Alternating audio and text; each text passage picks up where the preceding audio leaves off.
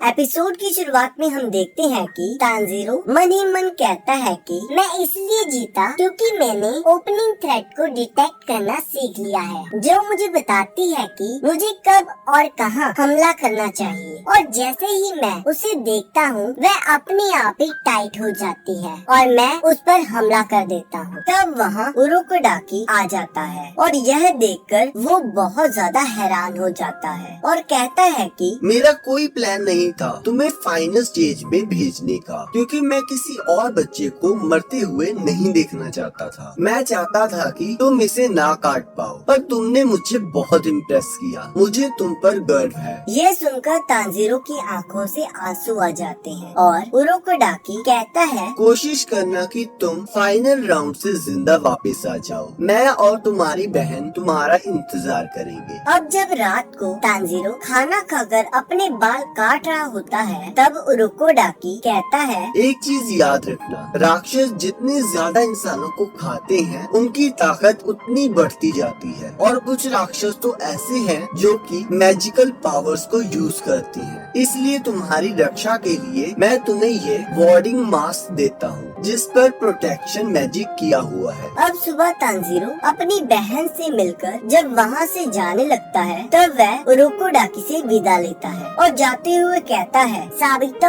और मोकोमो को मेरी तरफ से हेलो कहना। पर ये सुनकर उरोकोडाकी काफी हैरान हो जाता है और सोचता है कि तानजीरो को उन दोनों मरे हुए बच्चों के नाम कैसे पता है। अब शाम तक तानजीरो फाइनल राउंड के लिए पहुंच जाता है, जहां और भी काफी लोग आए होते हैं। तब वहां पर दो लड़कियां उन्हें बताती हैं कि रात होते ही आपका फाइनल राउंड स्टार्ट हो जाएगा। यहाँ माउंट फूजी के सामने पर बहुत सारे राक्षसों को विस्टीरिया ब्लूम्स की मदद से कैद करके रखा हुआ है, जिसे राक्षस बहुत नापसंद करते हैं और आप सबको 7 दिनों तक इन सब से बच के रहना पड़ेगा। इसी के साथ फाइनल राउंड स्टार्ट हो जाता है और सभी जंगल की ओर चले जाते हैं। तब तानजीरो मन ही मन सोचता है कि मुझे बस रात में इनसे बच के रहना है, क्योंकि सुबह होते ही ये अपने आप ही जल के मर जाएंगे। इतने में तानजीरो को एक राक्षस की गंध आती है और वो उसे ढूंढने लगता है और अचानक से वे राक्षस उस पे हमला कर देता है। पर तानजीरो अपनी फुर्ती दिखाते हुए वहाँ से हट जाता है और यहाँ हम देखते हैं कि दो राक्षस आपस में लड़ना शुरू कर देते हैं कि मैं इसे खाऊंगा, मैं इसे खाऊंगा, और ये दोनों तानजीरो पर हमला कर देते हैं। पर तानजीरो अपनी स्पेशल तलवार से उनके सिर धड़ से अलग कर देता है और हम देखते हैं कि वह राक्षस राख बन जाते हैं। अब हमें दिखाया जाता है कि ये तलवार उसे उरोकोडाकी ने दी थी और उन्होंने बताया था कि ये तलवार स्पेशल स्टील से बनी है, जो कि सूरज की रोशनी को अपने अंदर समा लेती है, और यही तलवार राक्षसों को पूरी तरह खत्म कर सकती है, जिसका नाम है निचरिंग स्वॉर्ड। और राक्षसों का सबसे कमजोर अंग उनका गला होता है। अब तानजीरो को एक लड़के की चीखने की आवाज आती है और जब वो वहाँ पहुँचता है, तब वो एक बहुत बड़े राक्षस को देखता है, जिसे देखकर उसके होश उड़ जाते हैं और हम देखते हैं कि उस राक्षस के हाथ में एक लड़के की लाश होती है, जिसे वो पूरा का पूरा निगल जाता है। और जैसे ही वह उस लड़के को खाता है, वो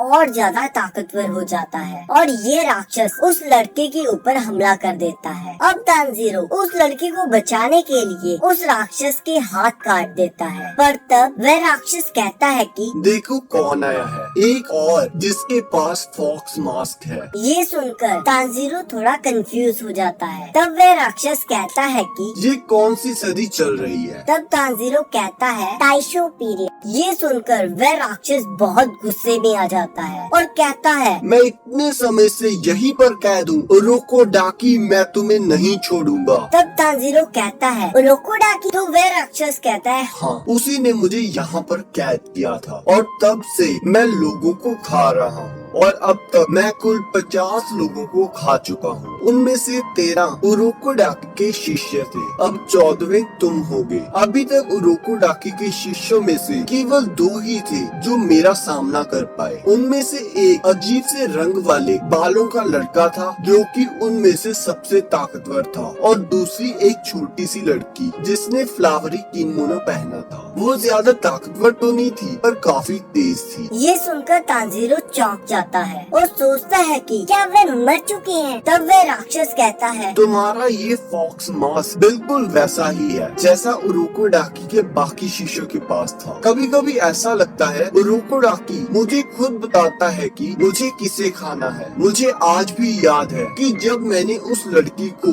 ये सब बताया था तो वो बहुत दुखी हो गई थी और मैंने उसके शरीर के एक एक अंग को उखाड़ दिया था। ये सुनकर तांजीरो बहुत गुस्से में आ जाता है और वह उस राक्षस पर हमला कर देता है, पर वह राक्षस उसे पंच मारकर दूर फेंक देता है और तांजीरो वहीं बेहोश हो जाता है और उसका मास्क भी टूट जाता है। बेहोशी की हालत में तांजीरो अपने छोटे भाई को देखता है और उसी समय उठ जाता है। राक्षस ये देखकर उस पर हमला कर देता है। तांजीरो अपनी तलवार से उसके हाथों को काटने लगता है, पर उसका कोई भी फायदा नहीं होता, क्योंकि जैसे ही वो उसके हाथों को काटता था वो उसी समय उगाते थे। तब वो राक्षस बताता है कि उस लड़के ने भी मेरे सिर को काटने की कोशिश की थी, पर वह असफल रहा और मैंने उसके सिर को कुचल दिया। अब ये सुनकर तांजीरो और गुस्से में आ जाता है और वो उस राक्षस के हाथों को काटते हुए उसके सिर के पास पहुंच जाता है। ये देखकर राक्षस सोचने लगता है कि तुम मेरे गले को नहीं काट पाओगे।